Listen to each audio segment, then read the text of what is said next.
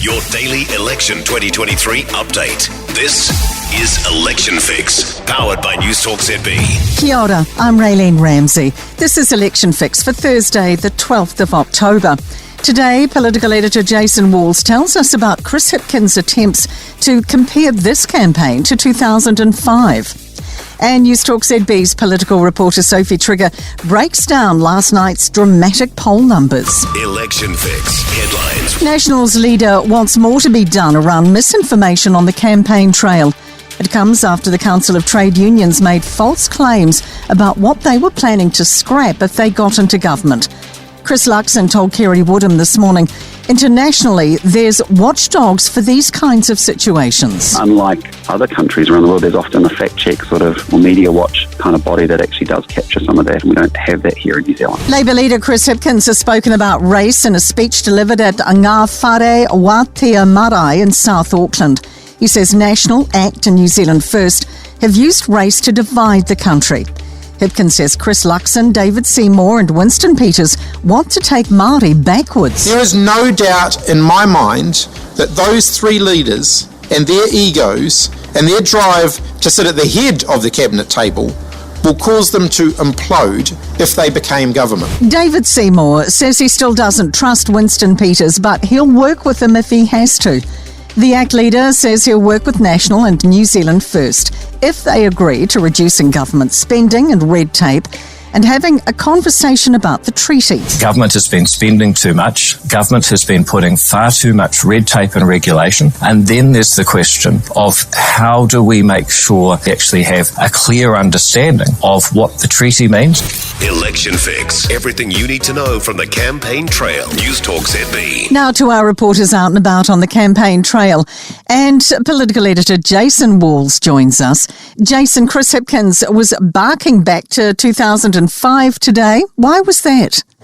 Yeah, it's been a consistent theme on the campaign trail so far of 2005, and that's for Labour for a number of reasons. The first is back in 2005, the Labour Party was behind, and then they had what has been described as a bit of a surprise victory. So Chris Hipkins is hoping to emulate that a little bit, and he's talked about that in the campaign, but also today when he was talking about race relations, and it was a main theme of his speech today, essentially harking back to the Iwi Kiwi campaign of Don Brash at the time, and he said that was an incredibly divisive period for New Zealand, and even went as far as recalling when he saw those billboards and saying how frustrated and angry that made him, and he talked about how this campaign has had shades of that so far. So that was a big theme for Hipkins today, the sort of the race relations and what he alleges that National ACT and the National and New Zealand First are dividing New Zealanders. So it looks like as we gear into the last less than 48 hours now of campaigning, this looks like the final gambit of Chris Hipkins. So Jason, what is Chris Luxon's mood like after last night's polls? You know, he is a little buoyant. You could forgive him for feeling a little bit dejected on the poll numbers, although it's not terribly bad for him.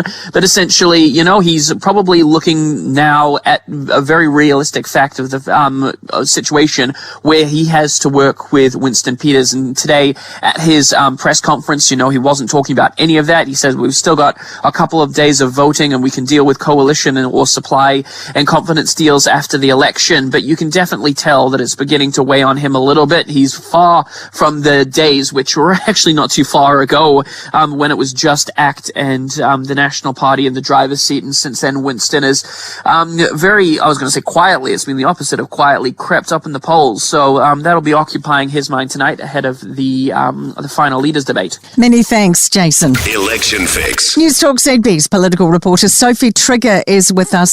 Sophie, you've been at a union meeting today where both the Labour leader and the Greens co-leader were speaking.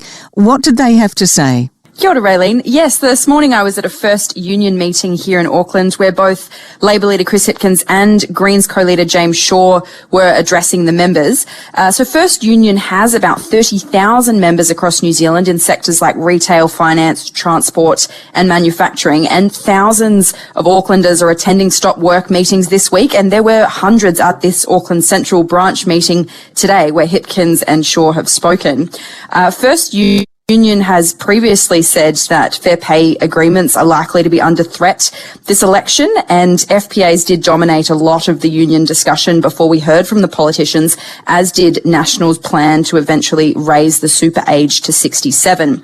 The Greens' James Shaw has echoed these sentiments, warning the members a National Act government would be a danger to workers' rights. He's also, of course, talking up the benefits of the Greens' proposed wealth tax, which he says will put money back into the pockets of working people.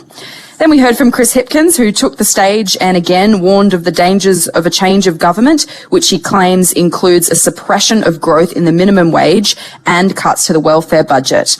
He also learnt quite heavily on Labor's record of bringing in fair pay agreements, highlighting that the only reason this didn't happen in Labor's first term was actually because of New Zealand First. So really quite a strong effort from Labor and the Greens to shore up the union's support ahead of polling day, and the message from the left parties was really clear. Workers' rights are under threat this election. Sophie, last night's polls showed a bump for both Labor and the Greens. Did they have a spring in their step at all? Yeah, so that's correct. Of the two polls we had out last night, the One News Varian and the News Hub Read Research, Labor was up on both, on 28% and 27.5% respectively. Still a long way off National's vote share, however. The Greens, meanwhile, are on track for their best ever election result. The polls have them at 14% and 14.9%, which would give them from 17 to 19 Green MPs, and a record number for them. Labor leader Chris Hipkins has been saying over the past few days he believes the election result will surprise people, and we understand their internal polling actually has Labor up higher than what these other polls are telling us. But with the right bloc still able to form government with New Zealand First, and Hipkins obviously having ruled out working with Winston Peters altogether, it does look unlikely that a late surge of support for the left will be enough to get them over the line. Many thanks, Sophie Tricker. Election Fix, powered by Newstalk ZB. And that is Election Fix for Thursday, 12th of October. Join us again tomorrow to get the latest update on everything from the campaign trail from the Newstalk ZB newsroom. You can also head to newstalkzb.co.nz/election 2023 for all your political news and opinion. Plus, don't miss Newstalk ZB's special election night show.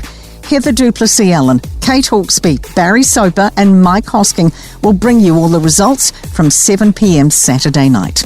I'm Raylene Ramsay. We'll see you again tomorrow.